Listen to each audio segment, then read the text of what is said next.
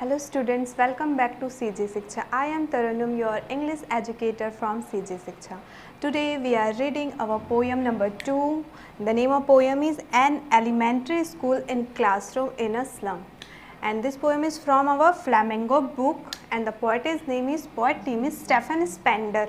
Okay आज के इस क्लास में हम क्लास 12 का फ्लैमिंगो बुक के पोएट्री सेक्शन के पोएम नंबर 2 को रीड करने वाले हैं जिसका नेम है an elementary school classroom in a slum. Okay अब स्टूडेंट मैं आप लोग को बता दूं कि यहाँ पे जो स्लम है वो एक जगह का नेम है और ये क्या है, एक स्कूल का नेम है एन एलिमेंट्री स्कूल। तो वहाँ के क्लासरूम का हमको इसमें पोयम एक बताया गया है। ये पोयम बहुत ही मैसेजफुल पोयम है।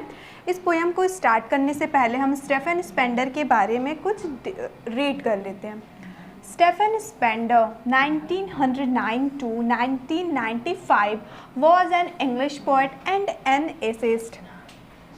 जो स्टेफन स्पेंडर थे उनका बॉर्न 1909 में हुआ था और उनकी डेथ 1995 में हुई थी, जो कि इंग्लिश के एक बहुत ही अच्छे पोएट थे और एसेइस्ट थे। He left University College, Oxford without taking a degree and went to Berlin in 1930। उन्होंने अपना यूनिवर्सिटी, अपना कॉलेज बिना डिग्री लिए ही छोड़ दिया था। ऑक्सफोर्ड का यूनिवर्सिटी था उनका जो उनको छोड़ दिया था बिना डिग्री लिए, और उसके बाद वो 1930 में बर्लिन चले गए थे। Spender took a keen interest in politics and declared himself to be a socialist and pacifist। Okay जो हमारे ये पोएट थे स्पेंडर, उनको पॉलिटिक्स में बहुत ज़्यादा इंटरेस्ट था, वो दिलचस्पी लिया करते थे और वो खुद को सोशलिस्ट और पैसिफिस्ट कहा करते थे, एज अ वर्क करते थे, मीन जो सामाजिक कार्य होता है। Books by Spender include Poem of Dedication, The Age of Being, The Creative Element, The Struggle of the Modern and an Autobiography, World Within World। ये सारे क्या हैं, स्प्लेंडर के बुक हैं, पोएम ऑफ बुक्स हैं, जिसके नेम से ये हमारे सारे जो हमने अभी रीड किया हुआ है। In an elementary school classroom in a slum, he has concentrated on themes of social injustice and class inequalities। और ये जो पोएम अभी हम रीड करने वाले हैं उनमें स्पेंडर ने हमको बताया है कि जो थीम्स ऑफ सोशल इनजस्टिस होता है और जो क्लास इनइक्वालिटी होती है, मीन्स रीच एंड पुअर्टी, ठीक है, तो बहुत ही बारीकी से उन्होंने इस पोएम में इसको बहुत अच्छे तरीके से उसका वर्णन किया हुआ है, उसको डिस्क्राइब किया हुआ है। ये poem far far from gusty waves this children faces. अब आप लोगों को ये पोएम स्टार्ट करने से पहले मैं ये बता दूं कि इसमें हमको पोएट ने क्या किया हुआ है, जो वो चिल्ड्रन है स्लम स्कूल के, उन चिल्ड्रन का जो सिचुएशंस हैं, जो उनके कंडीशंस हैं, उन सब को नेचुरल चीज़ों को लेकर के हमको कंपेयर करते हुए, उनकी तुलना करते हुए इस पोएम में हमको समझाया गया है। तो आप लोगों को कंफ्यूज होने की बिल्कुल भी ज़रूरत नहीं है। मैंने आपको पहले ही बता दिया कि जो स्लम स्कूल के चिल्ड्रन हैं उनके सिचुएशन को पोएट ने नेचुरल चीज़ों से कंपेयर किया हुआ है। ओके, जैसे कि आपको फर्स्ट लाइन से ही पता चल रहा है कि far far from gusty waves this children's face. Here gusty means strong, ठीक है, जो बहुत ज़्यादा स्ट्रॉन्ग होता है, मजबूत होता है, and you know wave means लहर। तो जो बहुत स्ट्रॉन्ग वेव्स होते हैं, जो लहर होते हैं, उनसे कंपेयर किया है पोएट ने स्लम स्कूल के बच्चों को, बच्चों के फेस को, उनके चेहरे को। तो हमको इस लाइन में पोएट क्या बताना चाह रहे हैं कि जो वो बच्चे हैं उनका जो फेस है, उनका जो चेहरा है, वो क्या है, गस्टी वेव से बहुत दूर है। अब आप यहाँ पे सोचिए कि gusty wave means strong wave, जो लहरें बहुत ज़्यादा विशाल होते हैं, मजबूत हुआ करते हैं। तो उनका नेचर कैसा होता है कि वो बहुत ज़्यादा स्ट्रॉन्ग है, मजबूत है, विशाल है। और इन सब चीज़ों से स्लम स्कूल के जो चिल्ड्रंस हैं उनका फेस क्या है, बहुत दूर है। मीन्स पॉइंट हमको ये बताना चाहते हैं कि वो बिल्कुल भी स्ट्रॉन्ग नहीं है, बहुत ज़्यादा वीक है। Okay, like rootless weeds the hair torn round their pallor. यहाँ पे पैलर का मीन्स क्या होता है, पेल फेस, ऐसा चेहरा जो फीका पड़ जाता है, डल हो जाता है। Pallor means pale face and weeds means unwanted plants like wild plants, ऐसे प्लांट जिसको हम उगाते ही नहीं हैं, वो खुद से उग जाते हैं, जैसे कि वाइल्ड प्लांट्स होते हैं। तो दोबारा से आप देख सकते हैं कि पोइट ने फिर से नेचुरल चीज़ों से कंपेयर किया हुआ है और पोइट हमको ये बता रहे हैं कि वहाँ के जो बच्चे हैं, स्लम स्कूल के बच्चे हैं, उनका फेस कैसा है, पैलर है। पैलर है मीन्स बहुत ज़्यादा पेल है, डल है, और वो एक रूटलेस वीड्स के जैसे हैं। मीन्स जैसे कि रूटलेस वीड्स कैसे होते हैं, अनवांटेड होते हैं, जिसको हम नहीं चाहते हैं फिर भी वो उग जाते हैं। उसी तरीके से जो स्लम स्कूल के चिल्ड्रंस हैं वो क्या है, अनवांटेड हैं। उनके पेरेंट्स को उनसे कोई लेना देना नहीं है, कोई मतलब नहीं है, ना ही वो उनका टेक केयर करते हैं, ना ही वो उनके एजुकेशन पे ध्यान देते हैं। और आगे पॉइंट ने हमको ये बताया है कि जो उनका हेयर है, जो उनका बाल है, वो क्या हुआ है, बिल्कुल भी टॉर्न है, बिखरा हुआ है। वो अपने हेयर को प्रॉपर से कॉम्ब भी नहीं करते हैं। The tall girl with her weighed down head. Next अब हमको वो कंपेयर करते हुए बता रहे हैं। अब वहाँ के बच्चों का हमको वो डिस्क्रिप्शन दे रहे हैं, विवरण देते हुए बताते हैं कि वहाँ एक टॉल गर्ल रहती है, बहुत लंबी सी लड़की रहती है, लेकिन उसका जो हेड रहता है, उसका सर जो रहता है वो झुका हुआ रहता है। यहाँ पे पोइट हमको ये बताना चाह रहे हैं कि वो लड़की रहने के लिए तो बहुत लंबी रहती है, लेकिन उसका सर क्यों झुका हुआ रहता है, बिकॉज ऑफ हर पुअर्टी। अपनी गरीबी की वजह से वो लड़की क्या करती है, अपना सर झुका कर रखती है। Okay, next the paper seeming boy with rat's eyes. अब वो सेकेंड चाइल्ड का डिस्क्रिप्शन हमको बता रहे हैं कि वहाँ पे एक लड़का रहता है, वो paper seeming means thin as a paper. जैसा पेपर कैसा एकदम थीन होता है, पतला होता है, वैसे ही वो डिस्क्राइब कर रहे हैं कि वहाँ पे एक बॉय है, एक लड़का है, वो पेपर की तरह क्या है, बहुत ज़्यादा पतला है, और उसकी जो आँखें हैं वो कैसे है, रेड्स की तरह है, मीन्स चूहे की तरह। रेड्स आई कैसा होता है, बिल्कुल भी ब्लैक होता है, और उसमें क्या होती है, शाइन होती है। तो वैसे उस बॉय का जो आँख है वो क्या है, ब्लैक है, काला है, और उसकी आँखों में एक चमक है। The stunted unlucky hair of twisted bones reciting a father's gnarled disease his lesson from his death। अब पॉइंट हमको नेक्स्ट थर्ड चाइल्ड का डिस्क्रिप्शन बता रहे हैं कि वहाँ पे जो थर्ड चाइल्ड रहता है वो स्टंटेड मीन्स अविकसित, जो कि डेवलप नहीं हुए रहता है, अनडेवलप्ड। ओके, हेयर मीन्स क्या होता है, हेयर मीन्स वारिश। अनलक्की का मतलब तो आप लोगों को पता ही होगा, बदकिस्मत। नेक्स्ट आपका ट्विस्टेड बोन्स। ट्विस्टेड मीन्स क्या होता है, घुमा हुआ, जो कि प्रॉपर नहीं होता है। ओके, तो हमको पॉइंट हमको ये बताना चाह रही हैं, थर्ड चाइल्ड का डिस्क्रिप्शन करते हुए हमको कहते हैं कि वहाँ पे एक और बच्चा रहता है जो कि क्या रहता है, अनडेवलप्ड रहता है, अविकसित रहता है, और वो बदकिस्मत वारिस रहता है। अब यहाँ पे वो बदकिस्मत उसको क्यों कहते हैं, क्योंकि उन्होंने बताया कि वो उसके फादर का नाल डिजीज़ मीन्स उसके फादर, जो हमको ऐसी बीमारी या ऐसी चीज़ जो हमको जेनेटिकली मिलती है, तो जो वो बच्चा है उसको इनहेरिटेंस में, ठीक है, विरासत के तौर पे कुछ अच्छी चीज़ नहीं मिली है, उसको अपने फादर का डिजीज़ मिल गया है, मीन्स उसके फादर का उसको एक बीमारी मिल गया है इनहेरिटेंस के तौर पे। तो उसी को ही पॉइंट ने उसको अनलक्की कहा है। ओके, क्योंकि वो बताना चाह रहे हैं कि वो बच्चा जो है वो बिल्कुल भी स्टंटेड है, अनडेवलप्ड है, और वो बहुत बदकिस्मत वारिस है, जिसका बोन्स भी क्या है, जिसके हड्डी प्रॉपर नहीं है, बिल्कुल भी साधारण नहीं है, क्योंकि उसको अपने फादर का नाल डिजीज़ मीन्स अपने फादर से उसको एक बीमारी मिला है विरासत के तौर पे। और वो बताते हैं कि वो क्या कर रहा है, अपने डेस्क में अपना लेसन पढ़ रहा है या फिर सुना रहा है। At back of the Dean class, one unnoted, sweet and young, his eyes live in a dream of squirrels game in tree room other than this। Next अब हमको पॉइंट फोर्थ चाइल्ड का डिस्क्रिप्शन करते हुए ये बता रहे हैं कि back of the dim class, एक डीम, हियर डीम मीन्स अंधेरा, जो बहुत ज़्यादा डार्क होता है। तो पॉइंट कहते हैं कि उसी के बैक में एक डीम, अंधेरा सा एक क्लास था, जिसमें एक अननोटेड मीन्स जिसको हम नोटिस नहीं करते, जिस पे हम ध्यान नहीं देते हैं। तो एक अननोटेड चाइल्ड था जो कि बहुत ज़्यादा प्यारा था, और वो यंग था मीन्स वहाँ के जितने बच्चे हैं उनमें वो सबसे छोटा था। उसकी आँखें, ठीक है, उसकी आँखों को देखने से ऐसा लगता था कि वो ड्रीम में जी रहा है, सपनों की दुनिया में जी रहा है। और उसकी सपने क्या थी, स्क्वायरल्स गेम, ठीक है, गिलहरियों के साथ खेलना, ट्री रूम, जो ट्री हाउस होते हैं, और जो ट्री हाउस में जो रूम होता है तो वहाँ जाकर उसको खेलना, वो उसका ड्रीम था। इन सब के अलावा तो फर्स्ट पैराग्राफ को एक बार हम फिर शॉर्ट में समझ लेते हैं कि फर्स्ट पैराग्राफ में हमको पोएट ने नेचुरल चीज़ों से स्लम स्कूल के चिल्ड्रन को कंपेयर करते हुए हमको उनके कंडीशन को, उनके सिचुएशन को समझाने की कोशिश की है कि पोएट हमसे कह रहे हैं कि वहाँ के जो बच्चे हैं उनका जो फेस है वो स्ट्रॉन्ग वेव से काफ़ी दूर है, वो एक वीड्स की जैसे हैं, जैसे वीड्स होते हैं वाइल्ड प्लांट्स अनवांटेड, तो वहाँ के सारे बच्चे अनवांटेड हैं। उनका जो बाल है वो क्या हुआ है, बिल्कुल भी उलझा हुआ है, वो बिल्कुल प्रॉपर भी कॉम्ब नहीं करते हैं। उनका जो फेस है वो पैलर है, मीन्स पेल फेस है, डल है।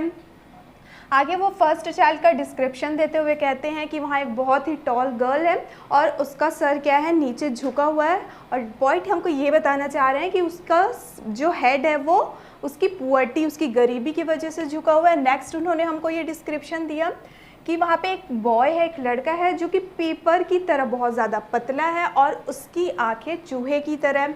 नेक्स्ट उन्होंने ये बताया कि एक और चाइल्ड है और उसने क्या इनहेरिट किया है, तो अपने फादर का डिजीज़, ठीक है, मीन्स विरासत के तौर पे उसको अपने फादर का क्या मिला है, डिजीज़ मिला है, बीमारी मिला है। और लास्ट में उन्होंने हमको फोर्थ चाइल्ड का डिस्क्रिप्शन करते हुए बताया कि एक अंधेरे से क्लास में जिसको कोई ध्यान नहीं दे रहे थे, एक वैसा बच्चा था जो कि बहुत ज़्यादा प्यारा था और बाकी बच्चों से बहुत छोटा था। उसकी आंखें मानो ऐसा लग रही थी कि वो अपने आंखों में क्या कर रहा है, सपने देख रहा है। उसका सपना था स्क्वायरल्स गेम्स और ट्री रूम का। ओके, अब हम समझते हैं हमारा next paragraph. On sour cream walls donations. Here sour cream means, sour means क्या होता है, खट्टा, क्रीम मीन्स तो आप लोग को पता ही होगा। तो यहाँ पे सॉर क्रीम्स का मतलब है as a colour like a cream, creamy colour, ठीक है। तो हमको पोएट ये बताना चाह रहे हैं कि वहाँ जितने भी वॉल्स थे, जितने भी दीवारें थी, वो कैसे कलर की थी, तो क्रीमिश कलर की थी, क्रीम कलर की थी। दैट मीन्स कि वहाँ के सारे वॉल्स क्या थे, बहुत ज़्यादा रफ हो गए थे, डल हो गए थे। और डोनेशंस मीन्स क्या होता है, चैरिटी, दान करना। तो वहाँ के वॉल में क्या हुआ था, कुछ पिक्चर्स लगे हुए थे, कुछ मैप्स लगे हुए थे, तो वो सारे किस चीज़ के थे, डोनेशन के थे, मीन्स उनको किसी ने दान किया हुआ था। अब वो, अब आप नेक्स्ट देख सकते हैं कि जो वो डोनेशन के पिक्चर्स थे, मैप्स थे, अब उनका नेम यहाँ पे मेंशन है।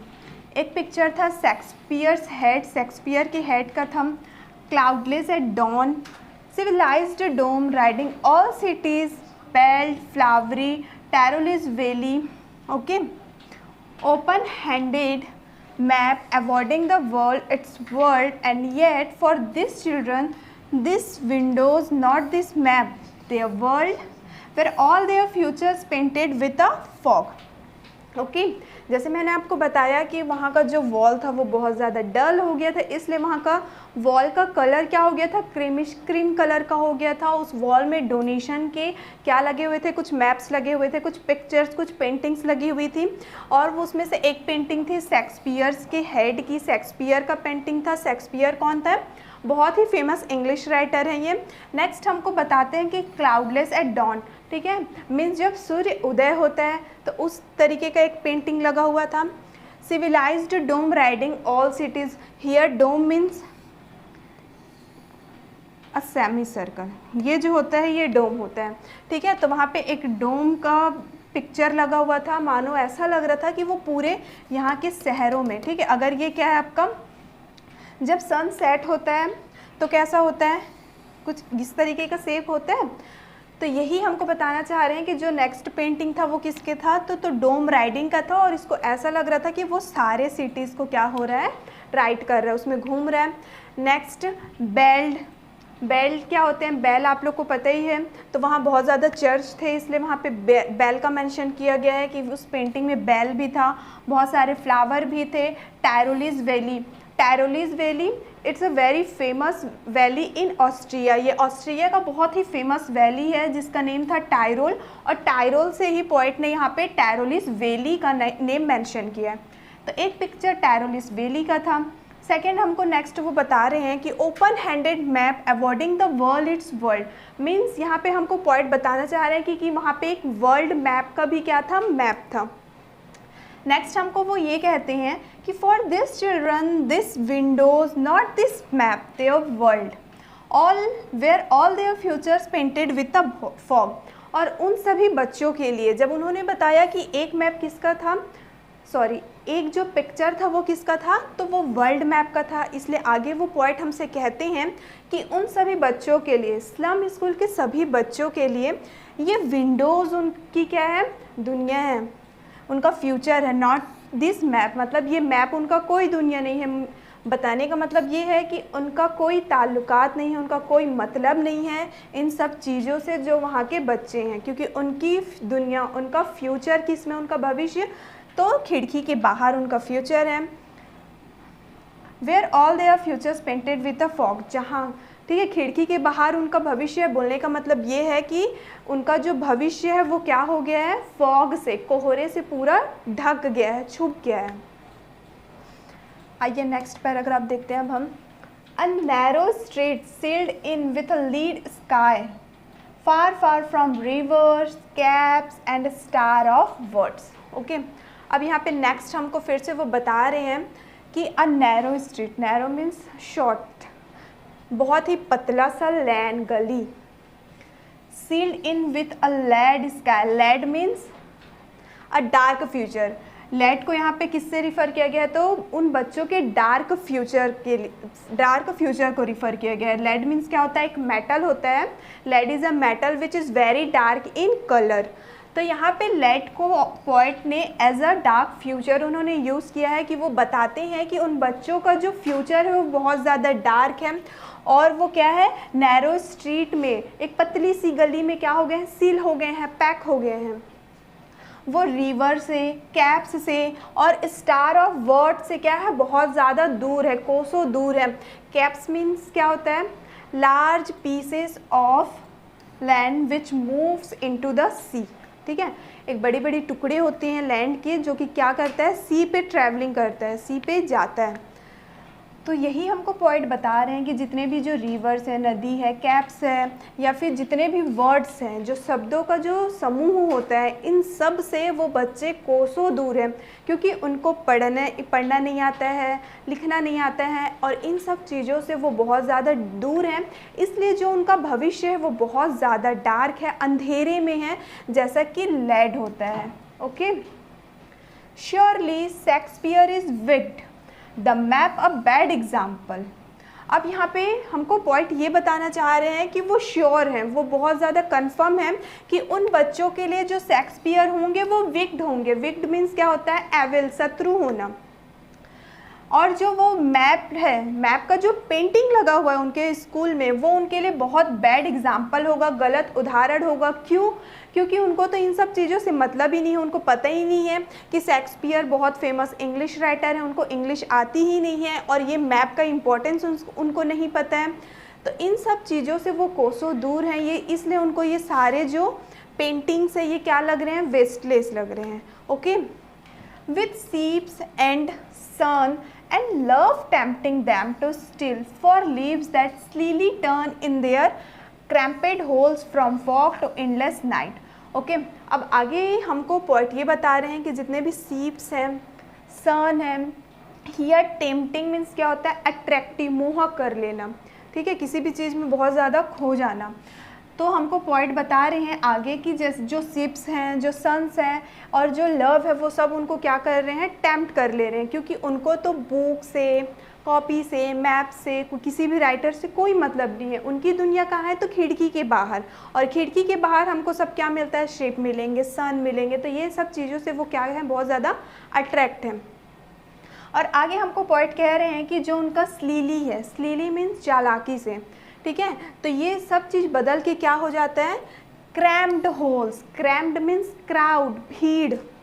तो वो ये बता रहे हैं कि जो उनका दिन है, ठीक है, वो कैसे गुजर जाता है, तो उनका स्लीली टर्न होके क्या हो जाता है, क्रैम्ड होल की तरह हो जाता है, और वो उनका एंडलेस नाइट। मतलब ये बोलना चाह रहे हैं पॉइंट हमसे कि उनका जो फ्यूचर है वो बहुत ज़्यादा डार्क है। उनके फ्यूचर को किसने कवर कर लिया, मीन्स किसने ढक लिया है, तो फॉग ने। जो कोहरा होता है, आप लोगों ने देखा होगा, मोस्टली वो विंटर के सीज़न में होता है, जो फॉग होता है। तो पॉइंट हमको ये बता रहे हैं कि उन बच्चों का फ्यूचर इतना ज़्यादा डार्क है कि वो फॉग क्या कर लिए, उनको कवर कर लिए हैं। ठीक है, नेक्स्ट है आपका on their slag heap this children wear skins peeped through by bones and spectacles or steel with mended glass like bottle beads on stones। आगे हमको पॉइंट ये बता रहे हैं कि जो वो बच्चे हैं वो स्लैग मीन्स क्या होता है, वीक, कमज़ोर। हियर हीप मीन्स ढेर, ढेरी होना। तो उनका जो कमज़ोर ढेर है, उनका जो स्लैग हीप है, और उन बच्चों का जो स्किन्स है वो क्या है, बहुत ज़्यादा वीक है। This children wear skins peeped through by bones and spectacles of steel with mended glass like bottles to beat on stones. अब यहाँ पे हमको पॉइंट बता रहे हैं कि जो वो बच्चे हैं वो क्या वियर किए हुए हैं, स्किन्स पिप्ड मीन्स उनका जो स्किन है, उनके बॉडी का जो स्किन है, जो चमड़ी है, वो इतना ज़्यादा पतला है, वो इतने थीन है कि अगर हम उन बच्चों को देखें तो हमको ये लगेगा कि हम उनके बोन्स को देख रहे हैं। ठीक है, जो बहुत ज़्यादा थीन होते हैं उनके बोन्स को हम प्रॉपरली देख पाते हैं। तो यहाँ पे पॉइंट हमको यही बताना चाह रहे हैं कि वो इतने ज़्यादा वीक रहते हैं कि वो उन बच्चों का बोन्स भी हम लोग प्रॉपरली देख सकते हैं। आगे वो हमसे ये मेंशन कर रहे हैं कि जो वो स्पेक्टिकल्स, ठीक है, जो चश्मे वो पहने हुए हैं वो मेंडेड ग्लास से बने हुए हैं। मेंडेड मीन्स रिपेयर, जिसको बहुत बार रिपेयरिंग किया गया हो, मरम्मत की गई हो, और उसको वो कंपेयर करते हुए बता रहे हैं like bottle bits on stones, कि अगर एक बॉटल है, ठीक है, कांच का बॉटल है, तो अगर उसमें हम क्या करेंगे, पत्थर फेंक देंगे तो वो बॉटल कैसे क्रैक हो जाएगा, कैसे टूटेगा। यस, एग्जैक्टली उसी तरीके से जो उनका स्पेक्टिकल्स है, उनके चश्मे हैं, उसका ग्लास वैसा ही है जिसको उन्होंने कई बार मेंड करा लिया है, कई बार रिपेयर करा लिया है। मीन्स यहाँ पे हमको पॉइंट उनकी पुअर्टी को बताना चाह रहे हैं कि वो किस सिचुएशन में रह के अपना लाइफ को वो सर्वाइव कर रहे हैं। All of their time and space are foggy slum, so blot their maps with slums as big as true. आगे पॉइंट हमसे ये कह रहे हैं कि उनका जितना भी समय है, जितना भी टाइम है, उनकी जितना भी स्पेस है, वो कैसे है, फॉगी स्लम है, मीन्स फॉग की तरह है, कोहरे की तरह है। तो हमको क्या करना है, मैप में उसको ब्लॉट करना है। ब्लॉट करना मीन्स निशान लगाना, कि जो स्लम है, स्लम प्लेस ना, जहाँ बच्चे की बात यहाँ पे हम कर रहे हैं, पढ़ रहे हैं, तो जो वो स्लम जगह है वहाँ पे हमको क्या करना है, मैप में स्लम को हमको ब्लॉट करना है। मीन्स मैप में हमको स्लम को निशान लगाना है कि वो क्या है, डूम की तरह है। डूम मीन्स बिग डिसास्टर, आपदा। आइए देखते हैं नेक्स्ट। अब हम unless governor, inspector, visitor, this map becomes their window and these windows that shut upon their lives like catacombs। Okay, आगे हमको पॉइंट ये बता रहे हैं कि जो वहाँ के गवर्नर होंगे, जो सरकार होगा, इंस्पेक्टर होंगे, और जितने भी विजिटर मीन्स स्लम स्कूल में जितने भी लोग विजिट करने आते हैं, घूमने आते हैं, तो वो जो मैप होगा वो क्या होगा, उनके लिए एक विंडो होगा, मीन्स एक खिड़की होगा। And this window that shut upon their lives like catacombs. Here catacombs means a long underground gallery with excavation in its slides for tombs. The name catacomb before the 17th century was applied to the subterranean cemeteries near Rome। आपके book में इसका meaning mention है, आप एक बार read कर सकते हैं। तो पॉइंट हमको ये कहते हैं कि जितने भी जो भी वहाँ के गवर्नर हैं, जो भी इंस्पेक्टर हैं, जो भी विजिटर हैं, वो मैप उनके लिए खिड़की के जैसे होंगे। और जो वो खिड़की है वो क्या किया हुआ है, वो खिड़की उनकी ज़िंदगी को सट किया हुआ है, बंद किया हुआ है, जैसा कि कैटाकॉम्स करता है। Break open till they break the town and show the children to green fields and make their world run azure on gold sands। अब हमको पॉइंट कह रहे हैं कि वो जो मैप है उनके लिए खिड़की की तरह है, जो उनकी जो फ्यूचर, उनका जो लाइफ, उसको वो बंद कर दिया है। तो आगे हमको पॉइंट उसी को कह रहे हैं कि हमको क्या करना है, उस विंडो को, उस खिड़की को तोड़ना है, उसको ओपन करना है। तब तक तोड़ना है जब तक कि वो पूरी तरीके से क्या ना हो जाए, ब्रेक ना हो जाए, जब तक कि वो पूरी तरीके से टूट ना जाए। क्योंकि हमको उन बच्चों को क्या दिखाना है, जो वो टाउन है, वो शहर उनको दिखाना है, ताकि जो वो बच्चे हैं वो वहाँ के ग्रीन फील्ड्स को, जो हरे भरे जो खेत हैं उनको देख सकें, और अपने and make their world run azure. Here azure means a dark blue colour, ठीक है, ब्लू कलर को रिफ़र किया गया है एज्योर से। तो पोएट कहते हैं कि हमको उस विंडो को ब्रेक कर देना है और तब तक तोड़ना है जब तक कि वो पूरी तरीके से टूट ना जाए, और उसके बाद हमको बच्चों को बाहर की दुनिया दिखाना है कि बाहर की दुनिया में जो ग्रीन फील्ड्स होते हैं, हरे भरे खेत होते हैं, और उनको अपना खुद का दुनिया, उनका अपना खुद का वर्ल्ड बनाने का उनको मौका देना है, ताकि वो गोल्ड सैंड्स में, ठीक है, जो रेत होता है, रेत में जाए, वो अपना खुद का दुनिया बना सकें। आगे पॉइंट हमसे कह रहे हैं कि and let their tongues run naked into books, the white and green leaves open history theirs whose language is the sun. अब लास्ट हमको पोइट ये कह रहे हैं कि हमको उनको फ्रीडम देना है। पोइट के कहने का मतलब है कि वो अपना खुद का दुनिया बना ले, और उनका जो टंग है, उनकी जो ज़ुबान है, वो जो पढ़ना चाहते हैं वो पढ़ सकते हैं। Here white and green leaves means white leaves refer to a book and green leaves refer to a nature. तो पॉइंट हमसे कह रहे हैं कि हमको उनको खुला छोड़ देना चाहिए, उनको जो बुक चाहे वो बुक पढ़ सकते हैं, वो नेचर में चाहे तो वो नेचर में जा सकते हैं, अपना लाइफ एंजॉय कर सकते हैं, वो अपना इतिहास, अपना हिस्ट्री वो ओपन कर सकते हैं। History, one second, here is full stop, history theirs whose language is the sun. इतिहास उनकी बनती है जिनकी भाषा कैसी होती है, सूर्य की तरह होती है। तो यहाँ पोएट ने हमको स्लम के जो बच्चे थे उनका डिस्क्रिप्शन बहुत ही डिटेल में बताया है कि स्लम स्कूल के, ठीक है, स्लम के जितने भी बच्चे थे एलिमेंट्री स्कूल के, वो कितनी ज़्यादा क्रिटिकल सिचुएशन में अपना लाइफ सर्वाइव कर रहे हैं। तो यहाँ पे हमारा ये पोएम कंप्लीट होता है। आई होप स्टूडेंट कि आपको ये पोएम अच्छे से समझ में आ गया होगा। थोड़ा सा कंफ्यूजिंग पोएम है क्योंकि पोएट ने वहाँ के बच्चों को नेचुरल चीज़ों से कंपेयर किया है, लेकिन अगर आप ये पोएम समझ लेंगे तो ये पोएम बहुत ही मैसेजफुल है, बहुत ही अट्रैक्टिव है। ओके, सो अब स्टार्ट करते हैं हम इस पोएम के जो क्वेश्चन आंसर हमको बुक में गिवन है। फर्स्ट सेक्शन हमारा think it outcome, tick the item which best answers the following. अब हमको ऑप्शंस दिए गए हैं जिसमें से हमको क्या करना है, जो बेस्ट आंसर होगा उस आइटम से रिलेटेड उसमें हमको टिक करना है। तो आइए रीड करते हैं हमारा answer. The tall girl with her head wave down means the girl, जो वो टॉल गर्ल थी उसका सर झुका हुआ था, इसका मतलब क्या है, is ill and exhausted, has her head bent with shame, has untidy hair. Okay, is ill and exhausted. तो so the correct answer is answer number first. Next is the paper swimming boy with red eyes means the boy is, जो वहाँ पे paper swimming means paper की तरह पतला नज़र आने वाला जो वहाँ पे लड़का था, उसकी आंखें क्या थी, चूहे की तरह थी। तो वो जो बॉय था वो कैसा था, sly and secretive, thin, hungry and weak, unpleasant और looking. Absolutely thin, hungry and weak, वो बहुत ज़्यादा पतला था, भूखा था और कमज़ोर था। नेक्स्ट देखते हैं हम, the stunted unlucky heir of twisted bones means the boy, जो अविकसित बदकिस्मत वारिस था अपने घुमावदार या फिर अनप्रॉपर बोन्स का, जो वो बॉय था वो क्या था, has an inherited disability, was short and burning. तो हैज़ एन इनहेरिटेड डिसेबिलिटी, उसको विरासत के तौर पे क्या मिली थी, डिसेबिलिटी, वो डिजीज़ मिली थी।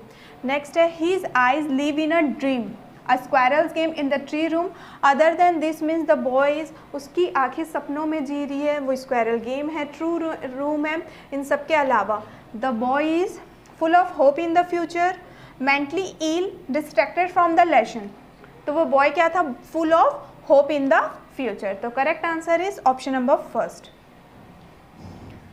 अब देखते हैं हमारा next question, the children faces are compare to rootless which, this means जो वो चिल्ड्रन फेस थे उसको किससे कंपेयर किया गया था, rootless weeds like wild plant से। तो इसका मतलब क्या है, are insecure, are ill fed और वेस्टर्स आर इनसिक्योर, वो बिल्कुल भी सिक्योर नहीं थे, उनका कोई प्रॉपर ध्यान नहीं रखता था। Okay, now the question number 2 is what do you think is the colour of sure cream. आपको क्या लगता है कि आप क्या सोचते हैं, सॉर क्रीम का जो खट्टा क्रीम होता है उसका कलर क्या होगा। Why do you think the poet has used this expression to describe the classroom walls? आपको ऐसा क्यों लगता है कि जो पोएट है उन्होंने क्लासरूम के वॉल को, जो क्लासरूम का जो दीवार है, उसको हमको समझाने के लिए इस वर्ड का यूज़ किया है? तो आइए देखते हैं इसका आंसर हम। The colour of the sour cream is dull yellow. The particular expression is used to convey the crumbling aspect of the surrounding. जो सोर क्रीम का कलर होता है वो बहुत ज़्यादा डल येलो होता है, जो फीका पीला कलर होता है, ठीक है, तो उसका कलर क्या होता है, डल येलो होता है।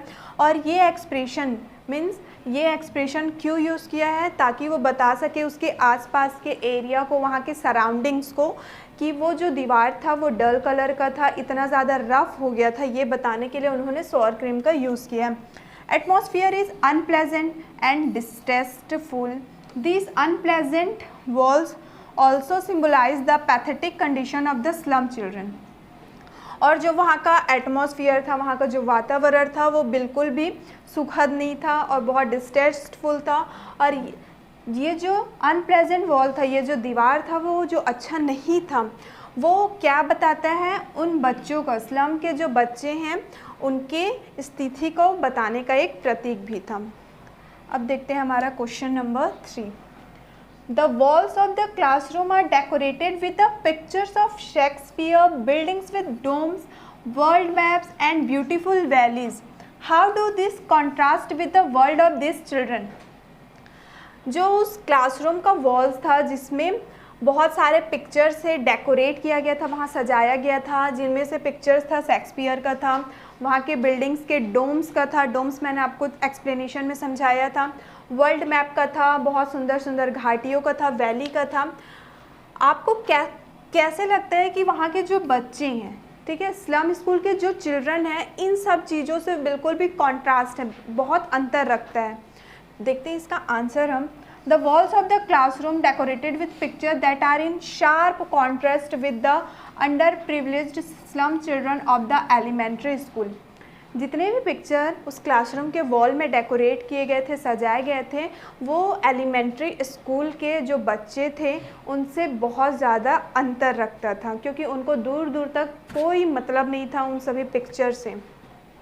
The picture suggesting progress, prosperity, wellbeing, warmth and sunshine, ठीक है, जो वो पिक्चर है वो हमको क्या दर्शाया करते थे, तो प्रगति, प्रोग्रेस, प्रॉस्पेरिटी, समृद्धि, ठीक है, वेलबींग्स मीन्स एक अच्छा इंसान बनना, एंड वार्मथ, गर्माहट, एंड सनशाइन, चमक। तो ये जो पिक्चर्स थे हमको ये सारा वो मैसेज दे रहे थे।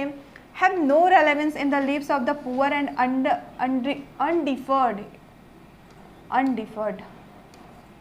Children who dwell in the cramped dark hole.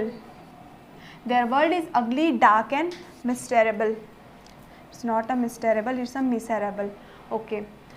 तो हमको पॉइंट बता रहे हैं कि जो वो पिक्चर था हमको वो प्रोग्रेस, प्रॉस्पेरिटी, वेलबींग, वार्मथ और सनशाइन, ये सारा हमको वो सजेस्ट कर रहा था। उन पिक्चर से हमको ये सारा मैसेज मिलता है। लेकिन जो वहाँ के वो बच्चे थे, उनसे क्या था, वे बहुत ज़्यादा अलग था, क्योंकि वो बहुत ज़्यादा पुअर कंडीशन में लीव करते थे, उनको इन सब चीज़ों से कोई मतलब नहीं था।